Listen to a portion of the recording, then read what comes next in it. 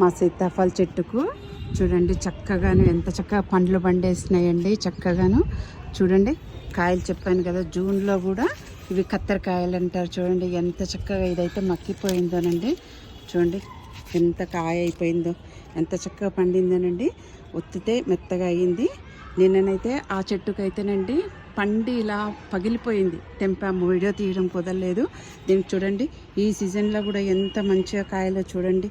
చక్కగాను చెట్టు ఎంత చిన్నదానికో ఎంత కాయలో, ఇంకా కూడా కాయలు ఉన్నాయండి. మీకు ఇంతకుముందు కూడా చూపించాను కదా. కిందికి చూడండి ఎంత చక్కగా ఏలాడబడి ఎట్లా కాయలు పట్టినాయో. ఇదైతే ఎంత పైకోనండి.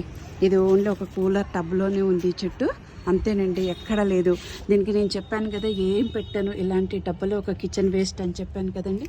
చూడండి మొదలు చక్కగా ఈ ఏరైతే మీకు చూపించాను కూడా. ఈ చెట్టు ఎన్ని కాయలు ఉంచండి, ఎంత చక్కగా ఉన్నానండి. ఈ కాయనైతే చూస్తుంటే ఎంత ఆనందం వేస్తుందండి మనకు ఇలాంటి కాయలు చూస్తుంటే. చక్కగాను చూడండి చెట్టు ఇంత చిన్న చెట్టుకే ఇంతది.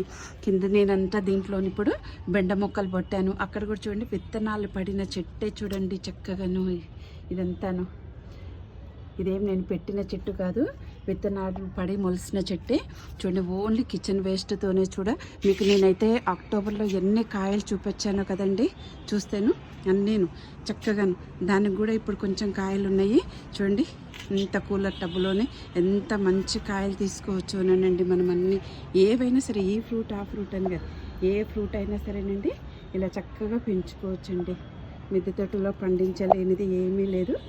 చక్కటి ఫ్రూట్.